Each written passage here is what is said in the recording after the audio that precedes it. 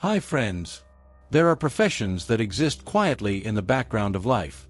Jobs so intimate and sacred that most people never speak about them out loud. My grandmother had one of those professions. She was what they call a death doula. Someone who helps guide people through their final hours. What I'm about to tell you is not a campfire tale. It's not something I read online. This is a true story that happened in 2018. In a small town called Black Hollow, Maine. I didn't believe it at first either. But after what happened, I can't explain it any other way. My grandmother's final client wasn't human. And by the time she realized that, it was already too late. If you think death is the end, wait until you hear what was waiting on the other side. My grandmother's name was Eloan Thorne. Not exactly a common name. And she wasn't a common woman either. She had this calm presence about her, like she understood things the rest of us didn't. She had worked as a hospice nurse for over 20 years before becoming a certified death doula. Her job wasn't medical. It was spiritual, emotional. She sat with people in their final days. She talked to them, listened to them, helped them let go. She always told me something strange.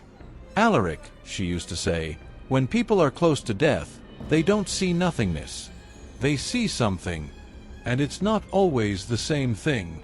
Back then, I thought she meant hallucinations. In early October of 2018, she got a call from a private client. His name was Morkant Hale, 89 years old. No immediate family.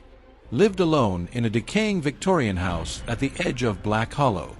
The kind of house that always looks like it's watching you back. Morkant had specifically requested a death doula instead of hospice care. He claimed he wasn't afraid of dying. He was afraid of what was coming for him. When my grandmother told me that part, she laughed softly. But it wasn't amused laughter. It was nervous. She took the case anyway. The first time she visited the Hale residence, she told me something felt wrong the moment she stepped inside. The air was thick. Not dusty. Not stale. Thick. Like walking into a room where someone had just finished arguing, except there was no one there arguing. Morkant Hale was thin beyond reason. His skin had a grayish tone, almost translucent. But his eyes were sharp. Too sharp for a man that close to death. According to my grandmother, the very first thing he asked her was, "Can you see it?" She assumed he meant a hallucination. Dementia wasn't uncommon at that age. "See what, Mr. Hale?" she asked gently. He turned his head toward the far corner of the room. The darkest corner. "The one waiting," he whispered. My grandmother told me she felt something then. Not saw it. Felt it. A pressure behind her ears. A faint ringing. Like the air had shifted. She ignored it. That night, she stayed with him until 2 a.m. Death doulas sometimes do overnight vigils when the end is close. Morkant didn't sleep much. He kept staring at the same corner of the room. At exactly 1:13 a.m., he began speaking to something that wasn't there. "It's not time yet," he muttered. There was a long pause. I said, "It's not time." My grandmother said the temperature in the room dropped so suddenly she could see her breath. She checked the thermostat. It read 72 degrees. But it felt like winter. Then something happened that she didn't tell anyone else. She only told me 2 days before she passed away. The shadow in the corner moved. Not like light shifting.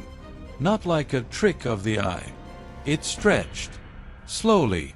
As if something tall was unfolding itself from the darkness. My grandmother blinked hard. She told herself it was exhaustion. Imagination. Suggestion.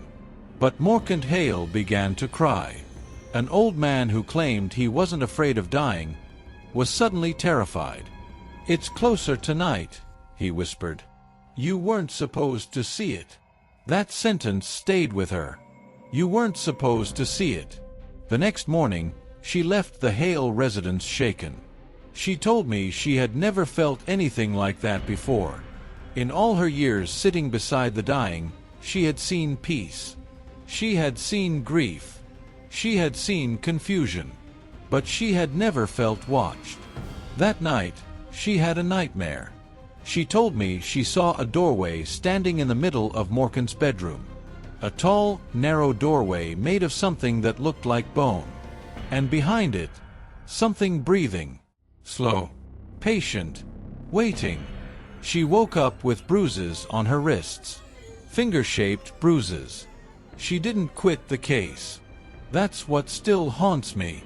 She said something wasn't right. And if something wasn't right, she needed to be there. Because maybe her job wasn't to comfort the dying man. Maybe her job was to keep something else from taking him. And that's when things started getting worse. My grandmother, Eloan Thorne, returned to the Hale residence 3 nights later. She told me she considered calling off the case. She even held the phone in her hand for nearly 10 minutes. But something inside her wouldn't let her walk away. She said it felt less like obligation and more like responsibility. When she arrived, Morkan Hale looked worse. Not physically, spiritually. His skin seemed thinner, like something was draining him from the inside. But his eyes were clearer than ever. Too alert, too aware. "You saw it," he said immediately, before she could even sit down. She didn't answer. He smiled weakly. "It sees you now." That sentence alone was enough to make her pulse race. That evening, she tried to keep the atmosphere calm. She lit a small beeswax candle, something she always carried with her. She believed soft light helped ease the transition. She played gentle instrumental music from her phone. But something strange kept happening. The candle flame bent sideways. Not flickered. Bent. As if air was flowing toward the same corner of the room. The dark corner. Morkan wouldn't look anywhere else. Around 10:47 p.m., the house made a sound that my grandmother struggled to describe. It wasn't the normal creak of old wood settling. It was deeper, like a low groan traveling through the walls. "It's walking," Morkan whispered. She stood up then. For the first time in her career, she did something she had never done before. Instead of sitting beside the dying, she turned to face the room. She said the corner wasn't empty anymore. It wasn't fully visible either. It looked like a distortion, like heat rising from pavement in summer. Except it was tall, nearly touching the ceiling. And it wasn't rising. It was leaning forward, watching them. My grandmother tried to steady herself. She spoke aloud, not to Morkan, but to the room. "You are not welcome here." She didn't know why she said it. It just came out. The temperature dropped again.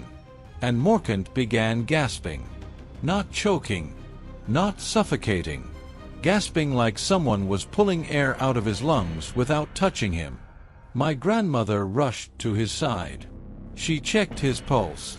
It was erratic. Then something happened that she said changed everything. The distortion shifted, and she heard a voice. Not in her ears. In her head. Deep. Layered. Like multiple voices speaking at once. "He promised." Her body went cold. Morkan started shaking his head violently. "No. No, I didn't. It wasn't like that." My grandmother asked him what he meant. What promise? Through broken breaths, he told her something he had never told anyone. When he was 19, living in rural England, he had nearly died in a drowning accident. Pulled under by a riptide. He said he remembered the darkness closing in. He remembered accepting it. And then, something offered him a choice. More time. But not for free. He never explained what he agreed to. He said he woke up on the shore alone, saved without explanation. He lived 70 more years. 70 borrowed years. My grandmother felt sick hearing that. She didn't believe in deals with demons. She didn't believe in contracts beyond death. But standing in that room, she wasn't so sure anymore. The voice in her head spoke again. Time is due. Morkant began crying openly now. It said it would come when I was alone, he whispered. It said no one would stand in the way. The distortion grew darker, wider. The candle went out instantly. The room fell into complete darkness except for faint moonlight through the curtains. My grandmother said she couldn't move, not because she was frozen in fear, because something was holding her. Pressure wrapped around her wrists and shoulders. Invisible, but firm. The voice returned. You are not part of the agreement. And that's when she understood. It wasn't there for her. It wasn't even angry at her. She was simply an obstacle. Morkant suddenly screamed, a raw, primal sound that didn't belong to an 89-year-old man. And then everything stopped. Silence. The pressure released. The temperature normalized. The distortion vanished. My grandmother stumbled forward and grabbed Morkant's hand. He was still alive. But something had changed. His eyes no longer looked afraid. They looked empty, as if something had already taken the part of him that mattered. He turned his head slowly toward her. It's not taking me, he said quietly. She felt a flicker of relief. But then he added, it's taking you. That was the moment she realized her job had never been to comfort Morkant Hale. It had been to replace him. And whatever was waiting in that corner had just rewritten the agreement. After Morkant said those words, it's taking you, my grandmother told me something inside her shifted. Not fear. Clarity. She had sat beside hundreds of dying people. She had watched them cross that invisible line between this world and whatever comes next. And in every single case, there had been a moment, a softening, a surrender. But this wasn't surrender. This was negotiation. And she had just been added to the contract. She didn't leave that night. I asked her later why she didn't run.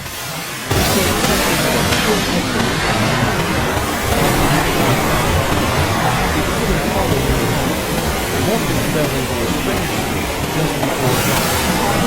Peaceful and rigid. His breathing became slow and mechanical, too steady, like something was preserving him. She tried to call for a medical check, but there was no signal in the house. Not a single bar. Her phone battery, which had been nearly full, dropped to 5% within minutes. That house didn't want witnesses. When daylight fully broke, the room felt normal again. Too normal. The heavy atmosphere was gone. The dark corner looked like any other shadowed space. But Morkant was different. He no longer looked frail. He looked stabilized.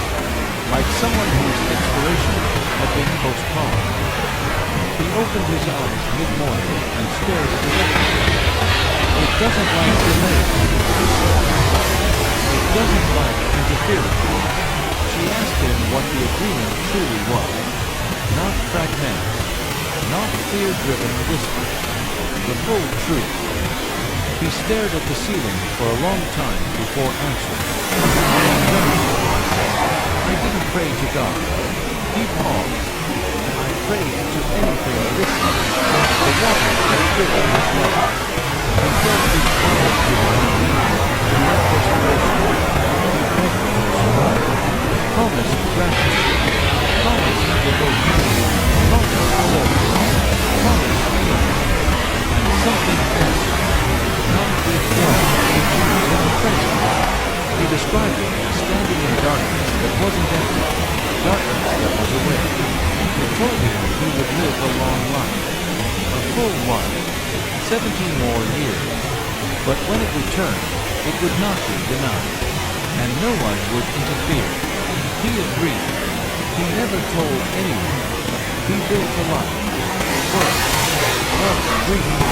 Love, grief.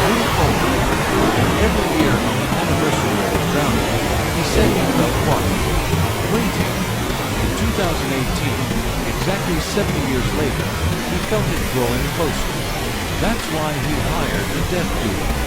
Not for comfort, for protection. Not at him, but at whatever thought could collect a human life by the day. You can't barter souls. He gave her a tale of something. Words first time about. The sun set unusually fast, she said.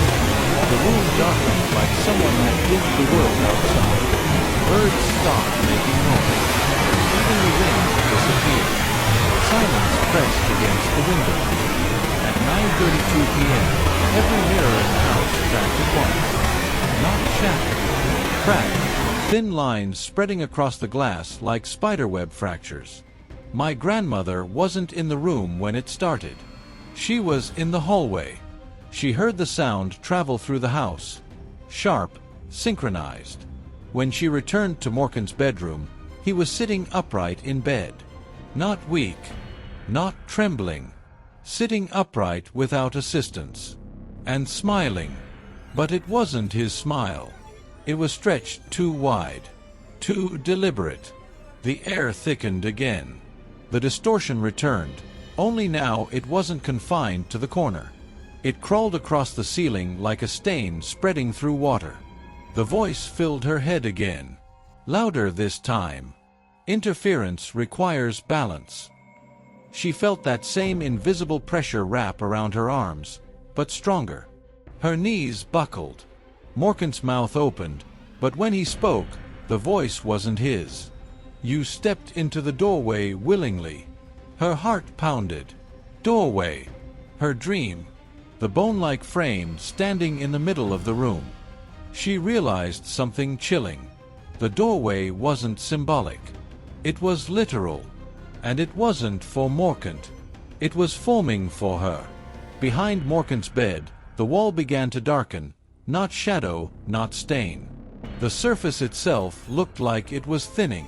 Like paper stretched too tightly. And then she saw it. A vertical shape forming in the wall. Tall. Narrow. Edged in something pale and jagged. Bone. Just like in her dream. The air inside the room started moving inward, toward that forming doorway. Her candle, relit earlier, bent again before extinguishing violently. Morkant's body jerked once, and then went completely still. His pulse slowed. Slower. Slower. Flat. He died at 9:47 p.m. But nothing left the room. The presence didn't retreat. It remained. Because the agreement had changed. My grandmother felt something tugging at her chest. Not physically, internally. Like a hook catching onto something unseen inside her. She fell to the floor. And for a moment, just one moment, she saw what was beyond that doorway. It wasn't fire. It wasn't darkness. It was depth. Endless depth.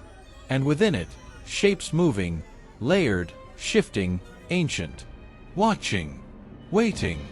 And something stepped forward. Not fully through. Just enough for her to understand. This wasn't a collector of souls. It was a keeper of promises. And she had stood in the way of one. The last thing she heard before losing consciousness was that layered voice whispering. Balance must be restored. When she woke up, it was morning. The doorway was gone. The wall was solid. Morkant Hale lay peacefully in bed, looking like any man who had passed in his sleep. No signs of disturbance. No cracks in the mirrors. No cold air. Just silence. But my grandmother knew something had followed her out of that house. Because when she looked at her wrists, the bruises were darker, and shaped like fingers that weren't human. After that night, my grandmother, Eloan Thorne, didn't talk to anyone about what had happened at the Hale residence. Not friends, not colleagues, not even me.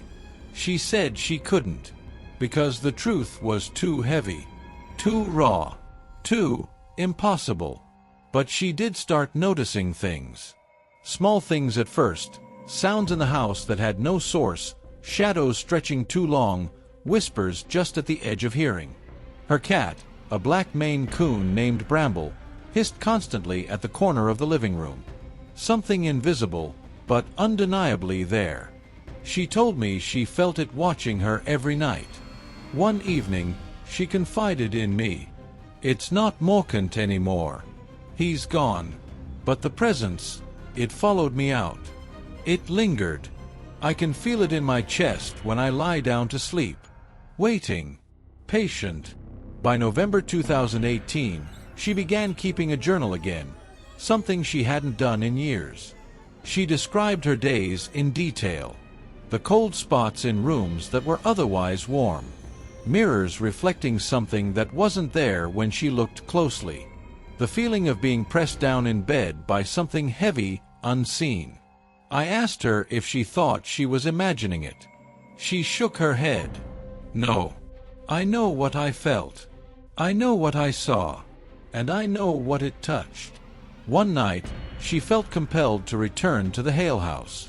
I couldn't understand why. It had been over a month since Morkant's death. She didn't call me. She just left. When she came back the next morning, her hair was disheveled, her coat damp from rain, and her eyes hollowed with exhaustion. She told me, "It wants more than I thought. It isn't done. It wants balance, and it decided I'm part of it now." That's when she started leaving protective charms in her home. Small bundles of herbs, salt lines, candles arranged in circles. She performed rituals she had only read about in old books. Not because she believed they'd fully work, but because she hoped they might slow it down. It didn't. The bruises on her wrists returned nightly. Finger-shaped, perfectly formed. Some nights, they crawled up her arms. Sometimes they left marks on her shoulders. She stopped sleeping in her bedroom alone. She slept in the living room with Bramble beside her, lights on, candles burning, any barrier she could create. And then came the dreams. They weren't dreams. Not exactly. They were more like memories of a place she had never been, yet knew intimately. A vast hall made of bone, stretching farther than eyes could see. Shadows moving across walls, crawling across floors. Figures whispering in a language older than humanity. Shapes bending in impossible ways. And she could hear it, the voice. That layered, patient voice. Always repeating. "Balance must be restored. Balance must be restored. Balance must be restored." Each time she woke, she felt weaker. I remember the first time she told me she had touched it. She didn't mean physically. She meant spiritually. She said she reached out in her mind, trying to push it away. It pushed back. And she realized then that the thing wasn't just outside her. It was inside her. Inside her consciousness. Waiting for the perfect moment. Patiently. Carefully.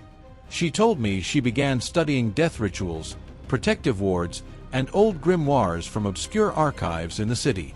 Anything that might help her fend it off. Even with all that knowledge, she admitted she had no idea how long she could hold it at bay. Then came the night she refused to leave her home. November 22nd, 2018. Rain slashing against the windows. Wind howling like voices screaming. Bramble hissing at corners, arching its back. She said the presence was stronger than ever. She could feel its shape in the air, a distortion, bending light. A pressure she could not escape. She whispered aloud, trying to assert control. "You do not belong here." The voice replied inside her head. "Obedience is required. Balance is due." The temperature dropped. Frost formed on the inside of the windows. Candles blew out despite no draft. She called my name, screaming, and I ran over immediately, thinking something had happened to her. When I arrived, the house was silent. Except for her voice chanting words I didn't recognize.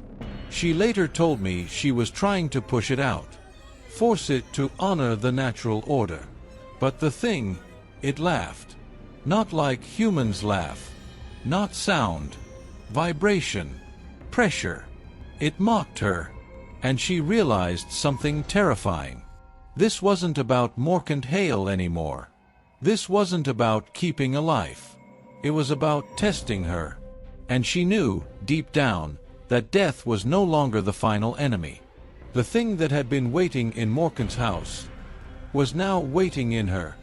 By December 2018, my grandmother, Eloan Thorne, was exhausted, not physically, but mentally and spiritually.